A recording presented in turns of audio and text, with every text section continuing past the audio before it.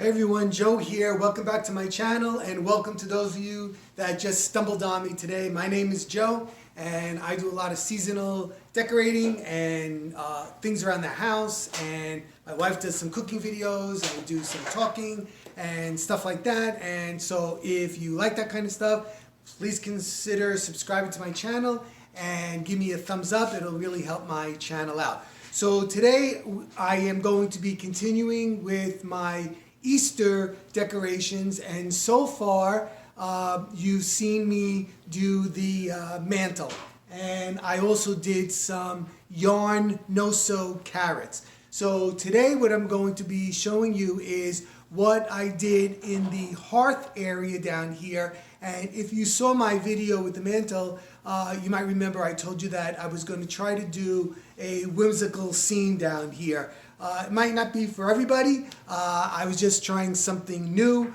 I'm not even sure how much I love it. I don't know how much Marianne likes it, but it is what it is, and I hope you do enjoy it. So I'm going to try to show you a little bits and pieces before I show you the whole thing in one shot. Okay, so let's get to that. First part is going to be how I made these faux big mushrooms. So I'm creating a whimsical scene for Easter, and I thought to myself, you know, I want to make these really large mushrooms to look like, you know, I'm in like a foresty kind of an area.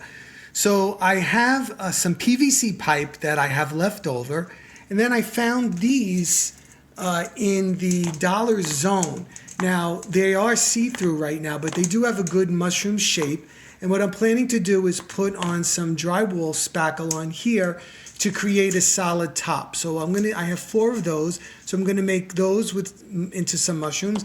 And I also have these. It has a little bit of a lip on it, but it'll make a smaller size, and I can also, you know, fill this in maybe with moss or something like that to create the mushroom. So this is my first step in creating my extra large mushrooms for my bunny patch. Okay, so here's that mushroom now, and what I did was I spray painted it. I put the joint compound on, and then I spray painted it white, and then I put some cream color spray paint on it, and then I added a little bit of pink, and then I added a little bit of brown, and then I made my spots. And on each mushroom I did a different color spot, and then I added, just to give it more of like a fantasy look, I added some of this moss. Now it's sitting on these PVC pipes that you see right here, and I did the same thing. I painted them white, then cream,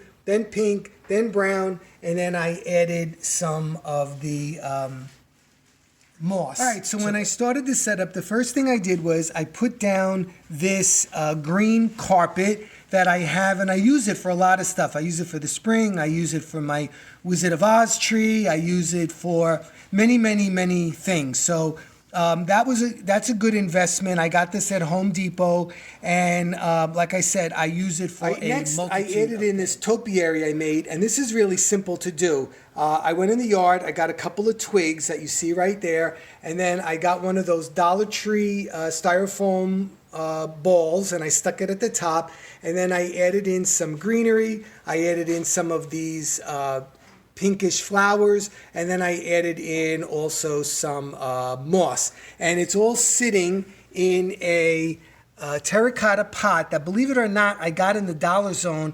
I was really lucky that day. They only had 5 of them left, so I scooped them up. I haven't seen them since, but they were a really, really good buy. They're really heavy, and I think one was purple, one was pink, 2 was green, and I can't remember what the other color was, but that is. I also added one on this side right here, but in this one I put in these stems that look like they have buds growing on them, very spring-like. Next thing that went in were these rabbits, and we got them last year at the Christmas tree shop, and they extend, you know, they go from short to tall, and look at the shoes, look how cute those are. And here is the boy rabbit right here. You can see there's a glare there, I'm sorry.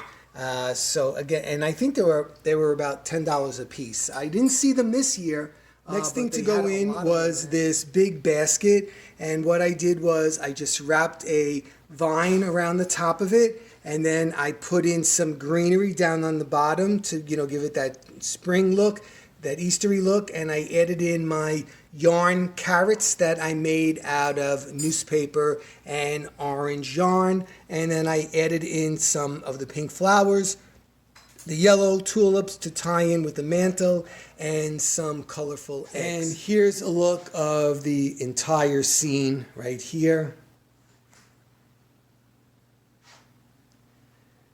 So I wanted it to look fantasy-like, and I think I accomplished it. I originally, yesterday I had a table set up there between the two rabbits with like a little pink tablecloth and a tea set on it. And Marianne walked in, and I saw her face when she looked at it, and I took it apart right away, because if she doesn't have a good reaction, that's not, that's like a turnoff to me. So you can see, I think this is a little bit better. It looks more like a garden scene. My mushrooms, I tilted the tops so that they kind of look more realistic. I don't know how they could look realistic, but you know what I'm talking about. And then on each side, what I did was I used these plates, my mother-in-law's plates that we used to have our Sunday pasta on, and I added in this little tea set, a demi-tasse set, and it has the same kind of pink flowers. Those come from Marianne's cousin Gracie, so those are also antique and special to us. And down on the bottom, this little dish with a few of the decoupaged eggs in them. And then up on the top, I have more of my yarn rabbits and the big rabbit hugging the giant. And then on the opposite side, again, the plates, again, the dish at the bottom with the decoupaged eggs, and the rest of that little demi-tasse set with some pink roses. And then on this side, we have the Ms. Rabbit hugging her giant carrot right there with a couple more. Okay, everybody, so there is my whimsical Easter hearth and my mantle, and I think it's the most dramatic Easter vignette that I've done yet. So I'll let you know how we like it in the videos to come. All right, everybody. So I hope you're all doing well. Take care, and I'll be back tomorrow to show you my Easter tree. Okay, everybody. Have a good one. Bye-bye.